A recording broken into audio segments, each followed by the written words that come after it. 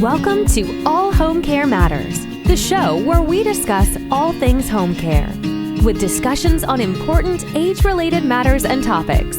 Brought to you by Enriched Life Home Care Services, the #1 rated home care provider in Michigan by Top Rated Local.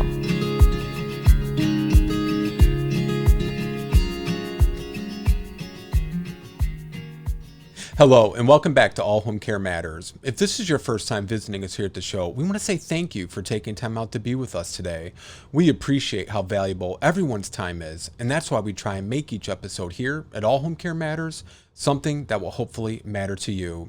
Today, we have the distinguished honor of welcoming a leading dementia expert to the show, Teepa Snow. Welcome, Teepa. Oh, thanks for the opportunity, and thanks for having me. Absolutely. So Teepa, for viewers and listeners who may not be familiar with who you are, I'm going to say it in case you won't say it, but you're probably the foremost leading dementia expert in the world. But what I found interesting was you originally started off as an occupational therapist. Yeah.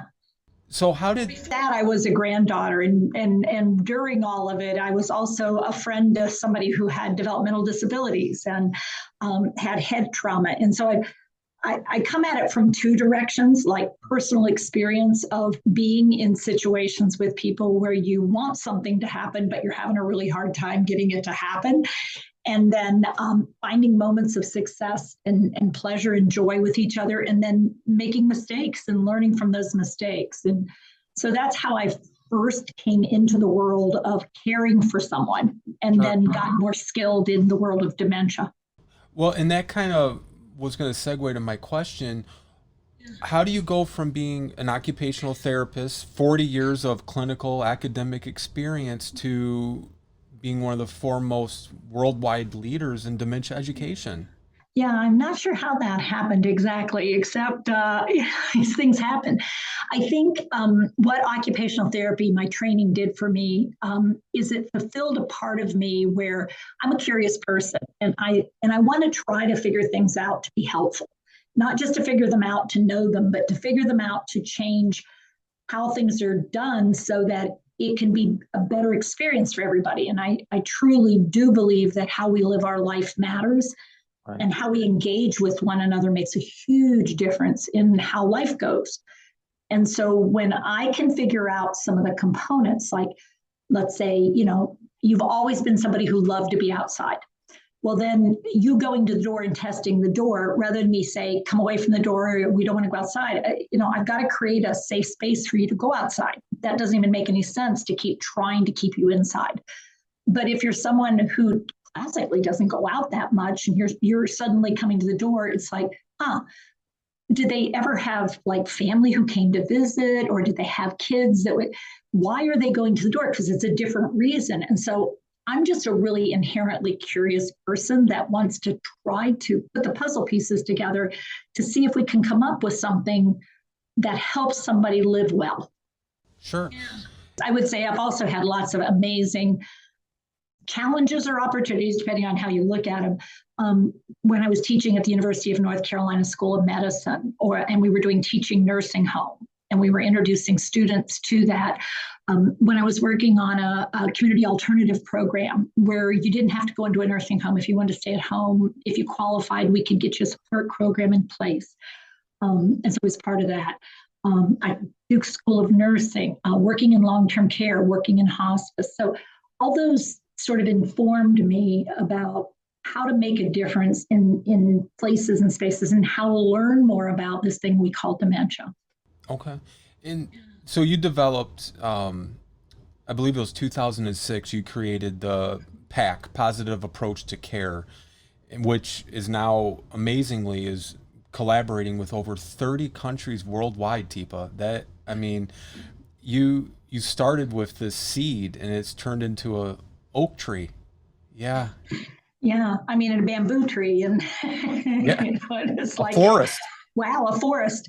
Because it turns out when humans are given that opportunity and that support, they start going, oh, and then they get excited and their ability to help others. And so it's this mutually supportive community.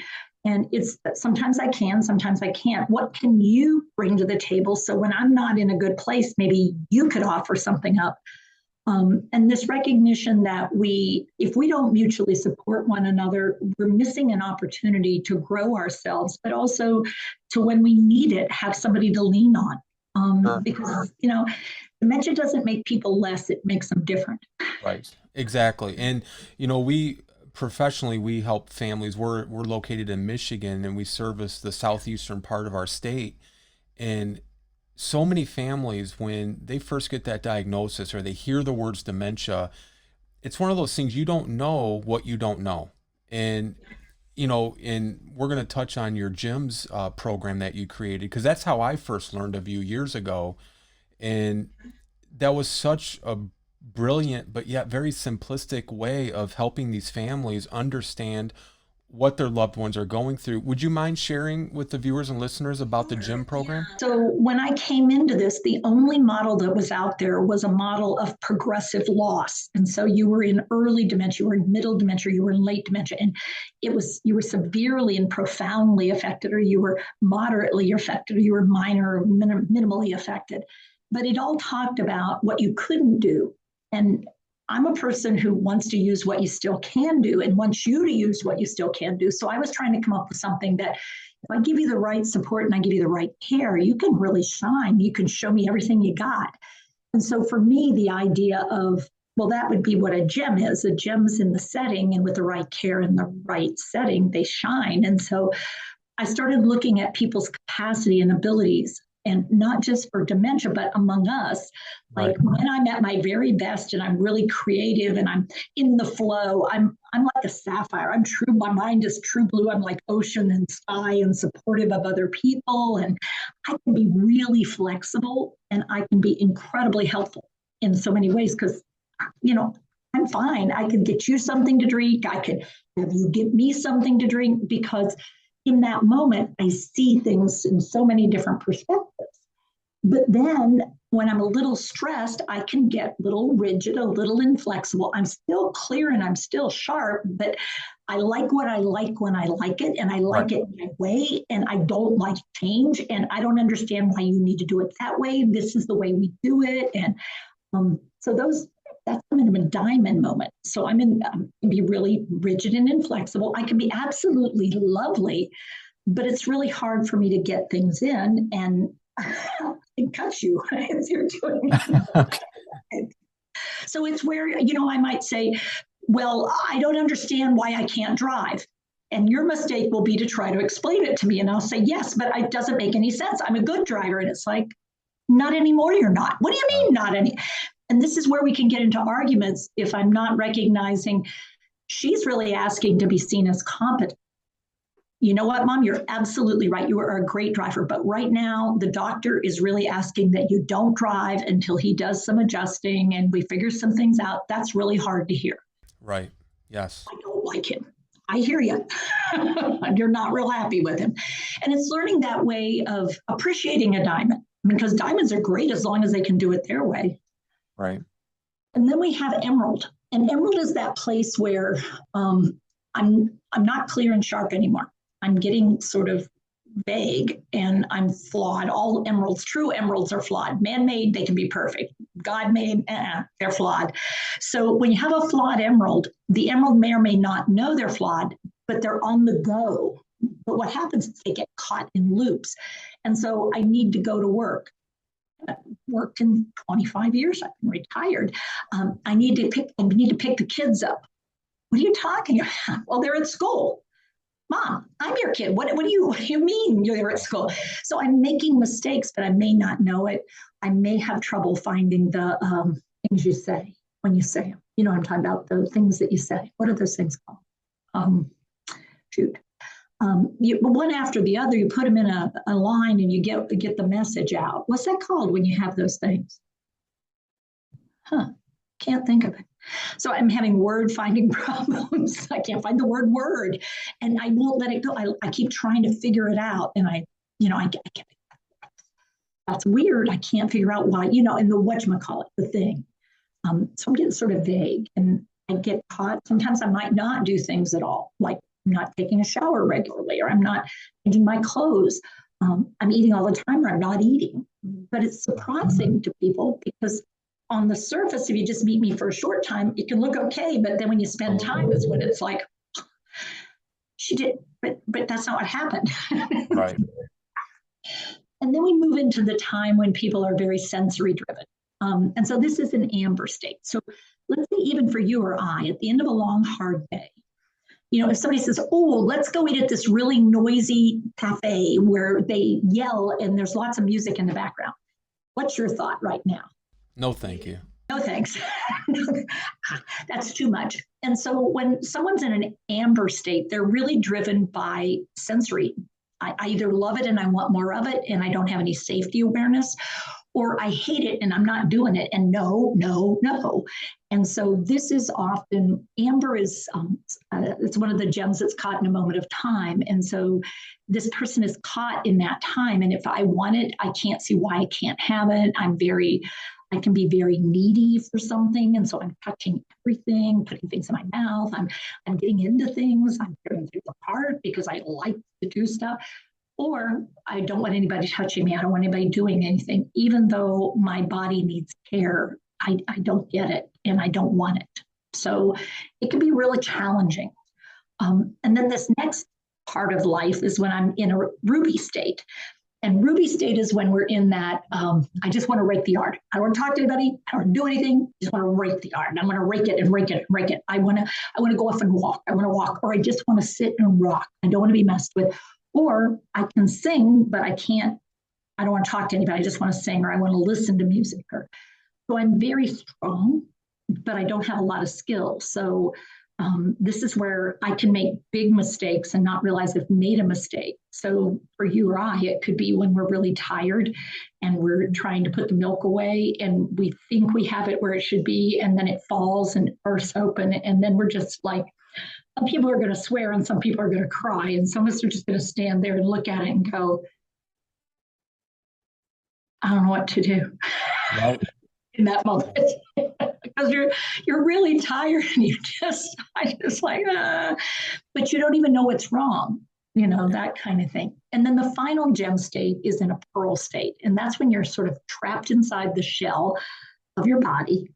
You're ruled by reflexes. You're not real aware of what's going on the outside, because for you, just staying alive, being alive is what you're focused on. And so for us without dementia, just when we're sleeping, we aren't aware of that outside world too much.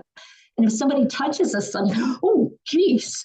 But we can react really strongly. But at the same time, if you're really, really tired, it's really hard to stay awake and stay active. So when somebody's at the end of dementia and they're in that pearl state, their bodies are contracting down and they're not eating, they're not drinking much because it's time for them to leave. And this is just a shell and they're still in there. But we have to create that space for them to be. So that's the basics, maybe more than you wanted. No, I think that's perfect. And because I think it does. I mean, the gems obviously they were picked by design. It wasn't just picking random gems. And it's just a wonderful way to help families understand the progression and where their loved one may be at that time, rather than, like you said, early, middle, moderate, late, because that could be encompassing a lot of different areas, and it really is hard to pinpoint. Yeah, and people can say, well, but she can follow directions, and it's like, yes, she can. You're absolutely right. If you visually show her what you're doing, you don't realize how much you're cueing her. Oh, yeah, I didn't realize that. An emerald can do a lot of things. If I say, okay, tell you what, hand me the towel, and you point to it, and they go, this towel? Yeah, okay. Now, could you dry the dishes? And you do the motion with the first dish and they go, oh yeah, sure. Because what you don't realize is how much you're supporting. But if I don't do that support, what's the towel? Right. The towel is right there, Mom. And this is where without that awareness, it can turn into an argument rather than support. Absolutely. Teepa, just out of curiosity, I know you mentioned it as a granddaughter when we first started. Is that your first memory of learning of or understanding what dementia is? Well, I wish I had known that's what it was. Okay.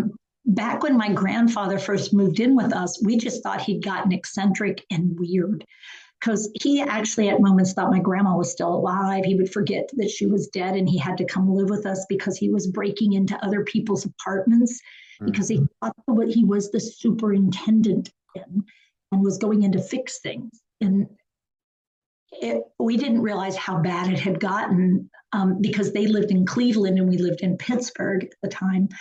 And my grandma had been the brains of the operation. She had really severe rheumatoid arthritis. But my grandfather, he did whatever she said. And when she passed and she died, he lost his guide. And that's when it all fell apart. And my mom became aware, oh my heavens. But we didn't know he had dementia because we didn't even know what that was when I was a kid, because I was like 8 to 10 years old when that first happened. So he came to live with us. And so I learned to care with him because he would want to go home, and he would want dinner on the table at 5 o'clock. I mean, he demanded it because I always have dinner at 5 o'clock. You have to have meat, potatoes, and a vegetable, by the way. So if you did not know that. But at age 8 to 10, I was learning how to cook because it had to be on the table. And my mom was a teacher, and she worked after school as a cheerleading coach. And so she wouldn't get home till 6:30. It was like, I want to go and cut it. And then my grandmother on the other side developed a dementia. We didn't know it again at the time. She was just like getting incredibly argumentative and challenging, and you couldn't leave her alone for long because she'd try to go do things she couldn't do. We still didn't know it was dementia at the time. Right. I mean, this was so long ago. It wasn't until things got much worse that somebody said, well, it's probably the organic brain syndrome or senility. Yeah, the senility, senile dementia. But she probably had Alzheimer's. So, we helped both of those people, but we truly did not know what we were dealing with. And we made a huge number of mistakes. And yet we got some things right, but boy, do we make some mistakes without that backup of knowledge and awareness. What have you seen as far as the progression of the awareness to dementia from your early days to where it is now? I mean, because we just, like you were just sharing about your grandmother, people didn't call it dementia or Alzheimer's. It was senility or organic brain disease or any number of things that was just mislabeled and inaccurate. How have you seen the progression over the years? I wish I could get really excited and go, oh, it's so much better now. But the number of times I'll go to a speaking event and what I hear is, I wish I had heard this when I was first trying to help my mom. I had no idea. About 80% of the time, we still don't know what we're dealing with until we're in the middle of it. And that's the medical providers, the family members, even the professionals who are out there. People keep wanting it not to be dementia. And so they keep sort of ignoring the signals and the signs. And half the time the person is saying something is really wrong with me. I mean, I don't know what's going on. I can't hold on to things. And I'm I know that I'm going, this is crazy. I've never had this much trouble knowing how to do something. I've always been good with a checkbook. I can't figure it out. And we'll go, well, you're just stressed. And it's like, you need to sleep better. And it's like, why do we keep doing this stuff rather than going, okay, that's a big change. Let's sort of figure out what's going on here so we can get the worry out of the way and start doing the right support. But we're still there's so much stigma, I think. Right. Truly. Absolutely. People don't want it to be dementia so much that they ignore the signals that sort of looks like it. Right. Absolutely. And, healthcare, as you're aware, I mean, it changes constantly and consistently, sometimes very quickly, but then sometimes not at all. Going back to when you first started, was there something that you said, I really cannot wait for this to change, or I hope this changes or improves, that actually did change or improve? I would say that what we do now, once we know what we're working with, can be so much better. I mean, it can be. It isn't necessarily, but there are options available. People living with dementia now are speaking up and speaking out. And a lot of people in the early state of dementia, if we get it early, can say, I'm having trouble here and with word finding, and I know it, I don't always know how bad it is, but I know that with the right support, I do better. So I'm going to get the right support and I'm going to make some plans because I want to sort of be in control as we move forward that things are going in the direction I want. We can do things to people's homes to make them safer. We can really provide training for staff and families so that I think that's one of the things most different is there is care. I mean, we do have ways that we can do things that really do make a difference for people. Absolutely. And I mean, again, I will toot your horn. You have done so many tremendous things to help raise the awareness and bring it into the center of the conversation. Is there something that you're personally most proud of? I think probably that when people do training and they try something and they get back with me and go, you're not going to believe this.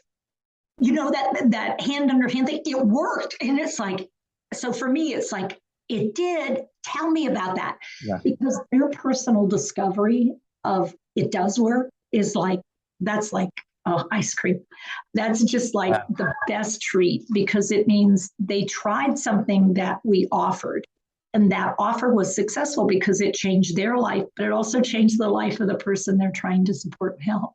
And I think what makes it important is that you can relate to it from both sides of it, which I think makes all the difference in the world, rather than, not that we would wish somebody to have to go through that experience, but I think it helps them when they go into the profession because they can understand what these families are truly going through rather than somebody who has never experienced those, wandering and all these situations. Yeah, and I think for me, the idea of sitting in judgment of another human being is like, where do I get off doing that? That's not Right. my job. Somebody else is in charge of that. That's above my pay grade. So I really am not trying, I never want to be judgmental. And so that opportunity to recognize, wow, what can I learn from you? What's going on here? Staying curious and authentically being interested in what happens and like maybe why it might be happening. And then to be willing to be wrong and figure things out and then try again. Because, my statement, I guess something I am sort of proud of is until there is a cure, there's care. Yeah. And let's never let go of the idea that we can care and we can care better. And there is a difference between care and neglect and abuse. And we better know what that is when it comes to dementia. Absolutely. Who knows but what we might be next? Absolutely. That's right. You don't know from minute to minute. And it doesn't have to be dementia. It could be anything. Absolutely. You're so right. I want to ask this because you have touched so many families and like we said, 30 countries worldwide. Does Teepa Snow have a personal story from a family that stands out and above any of the others, or one that really had touched you more than maybe others that stayed with you?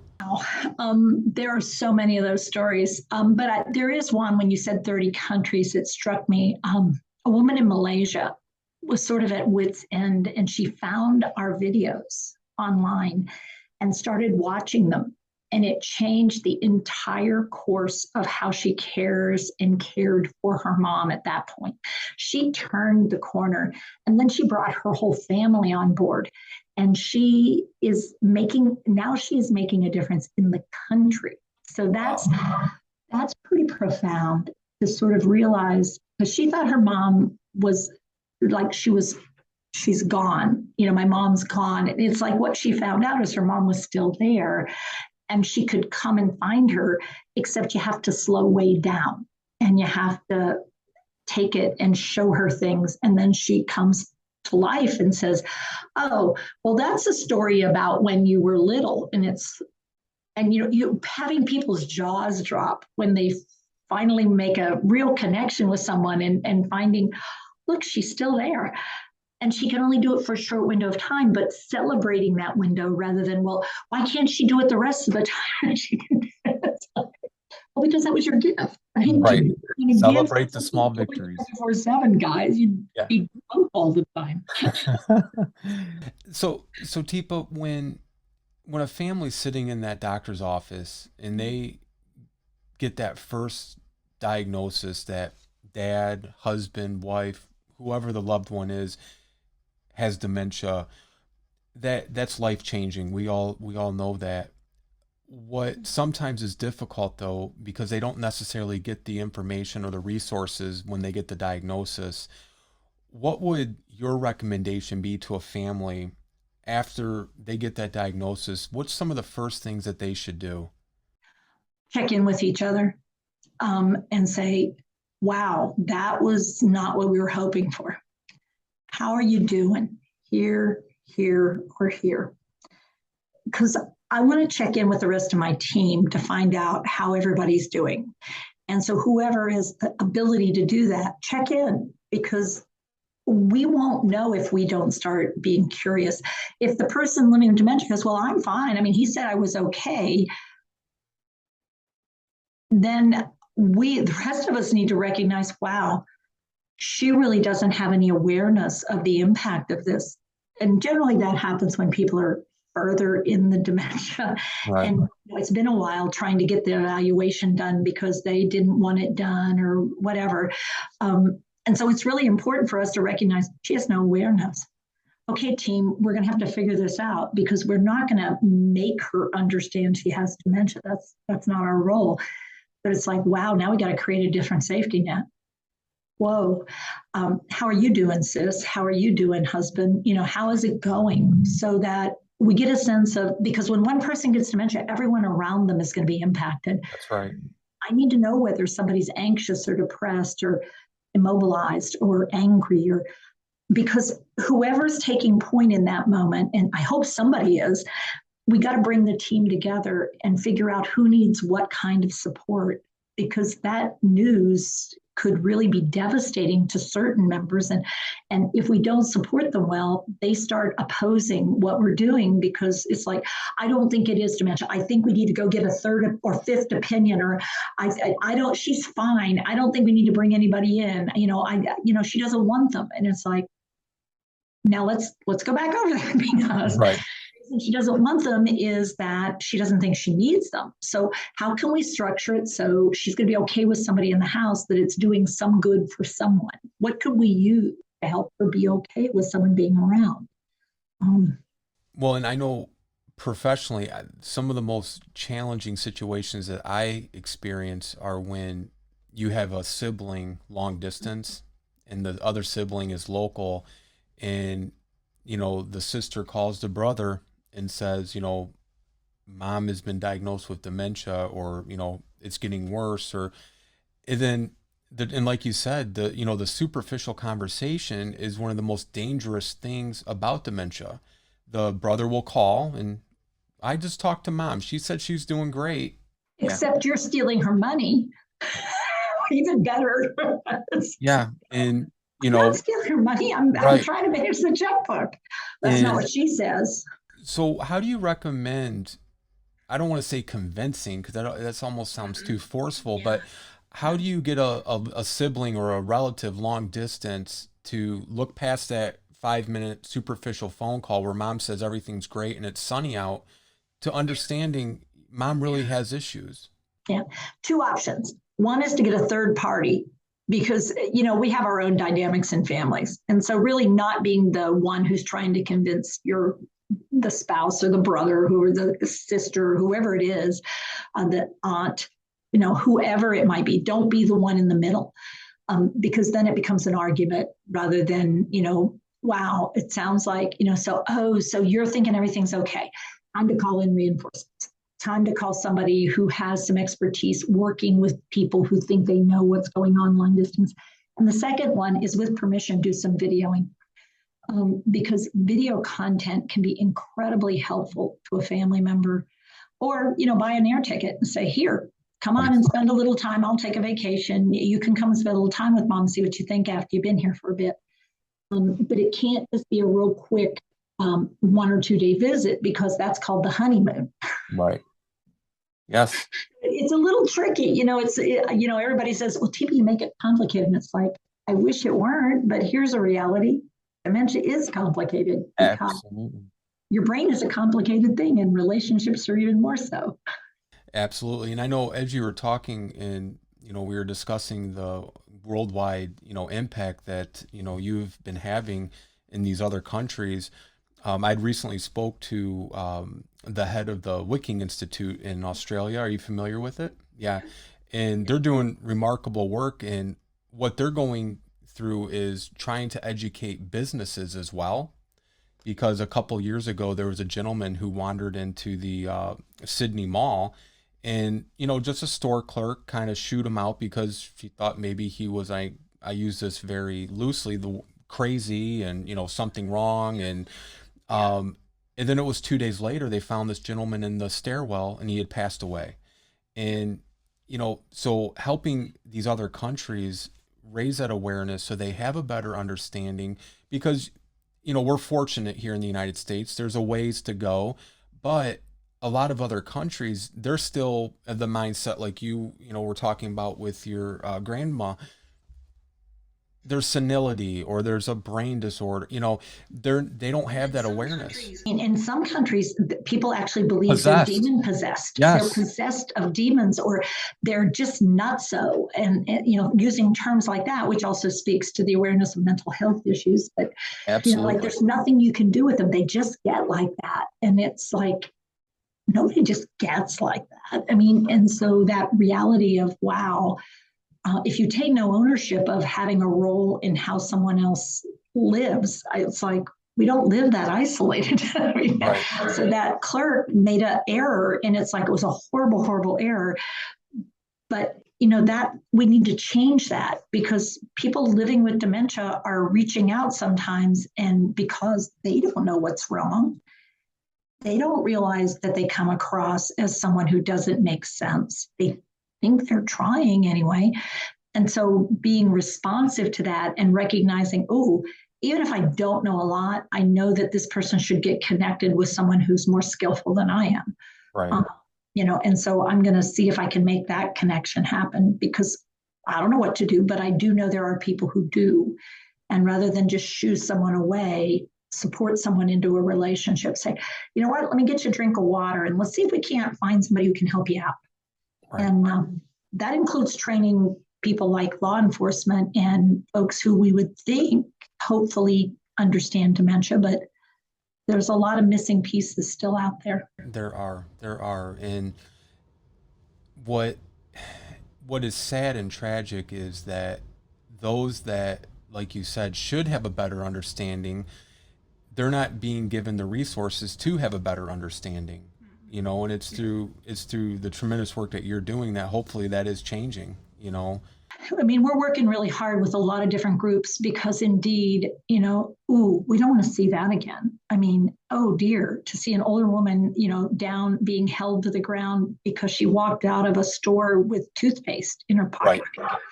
It's like, she has dementia. She thought she already paid for it. It wasn't like deliberate shoplifting. Whoa.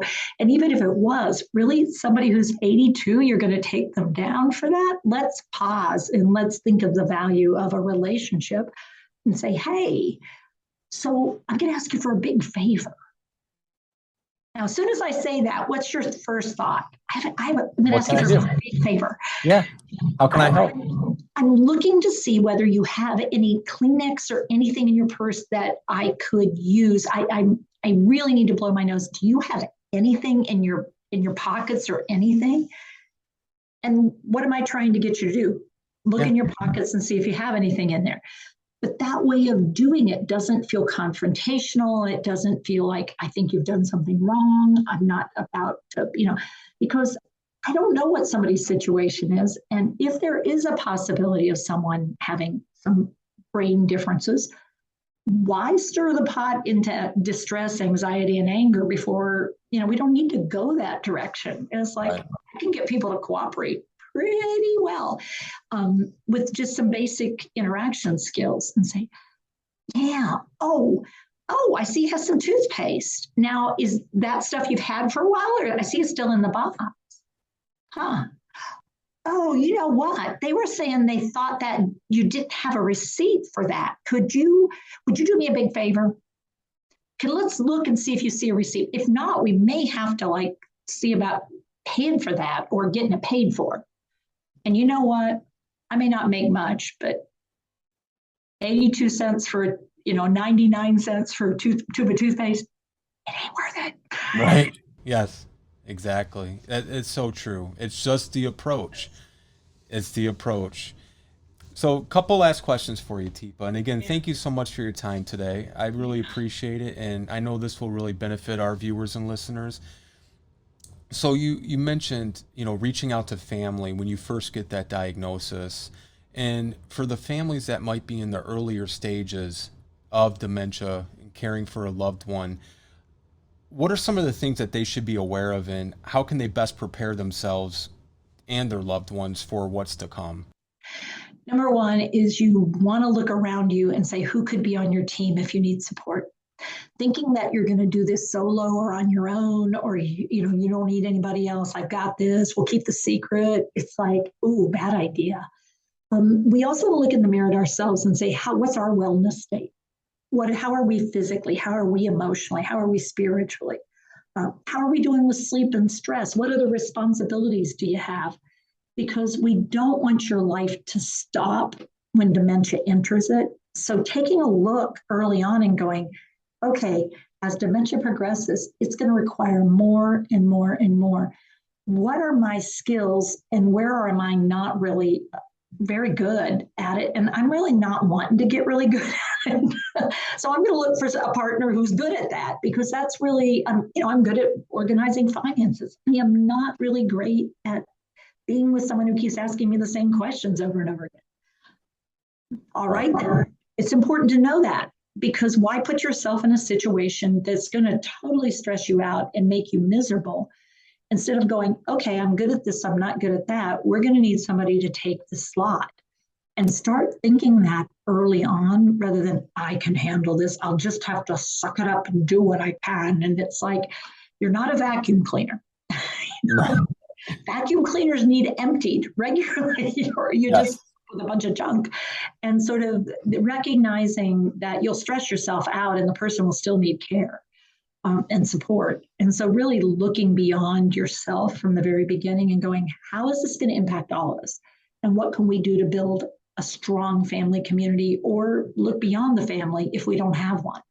Yeah, that's wonderful. And so for families that decide we're going to either hire professional care to come in the home, or we can share responsibilities between the children and grandchildren, and they're trying to decide, is it better to put mom or dad or whoever the loved one is into a memory care facility, a nursing home, assisted living, or is it better for them to be in their own home? How do you answer that? And I'm sure it depends too on the person, but generally, is it better for a person to be in their familiar environment for as long as possible? It really depends. If we wait to the very last minute, it can be unhelpful, because there is a period of time where somebody might need to learn a new environment and learn some new sort of interactions and expectations. And if we wait to the very last moment, we make it really hard on everybody, because my transition could be really rough then, because I have a hard time taking in anything new. Mm-hmm. But at the same time, if I know a person really well and they've always been sort of solitary and they love their own space and they're very territorial and they've never been all that social, they've always family first, and I like to be outside in my space. And, there can be some human beings who do not do well in a community, collective sort of residential setting. And so you're better off doing the best you can all the way to the end of their life. And yet there are other people who blossom when you put them in a more communal setting, because in the family setting, they might be the only person who's being taken care of, and they don't get a chance to be with their other people peers. And and if we can build that community in the home, it can make a difference. The other factor is if you have somebody who's a huge traveler. I'm going to use traveler. They like to travel a lot.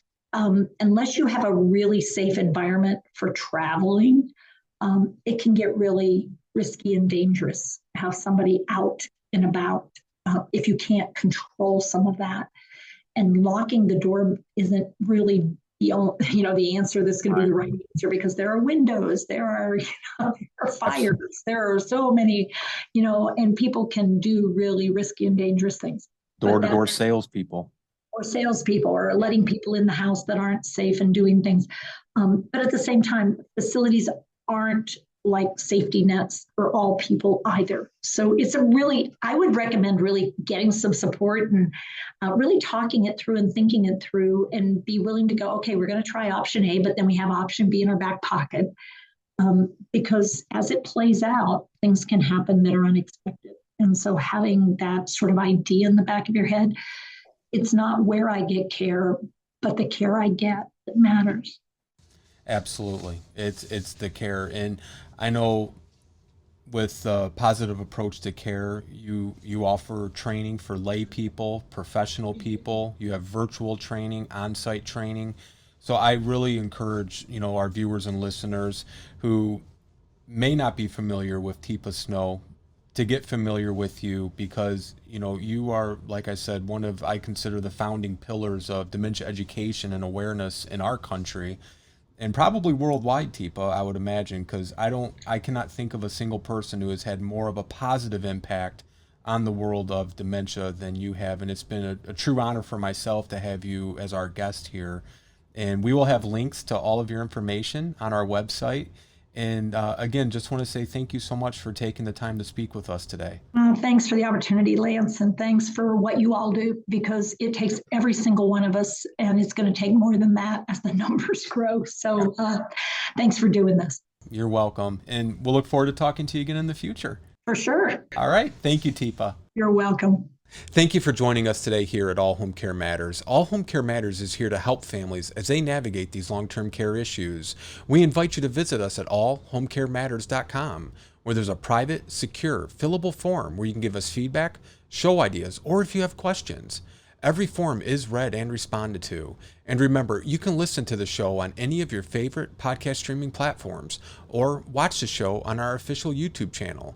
Just make sure to hit that subscribe button so that you never miss an episode. We'd also like to extend our appreciation and gratitude to Teepa Snow for taking time to visit with us here at All Home Care Matters. We look forward to seeing you again next time. Thank you so much. Thank you for joining us today. We look forward to you joining us again on another episode of All Home Care Matters. To learn more about the show and to connect with us, visit us at allhomecarematters.com.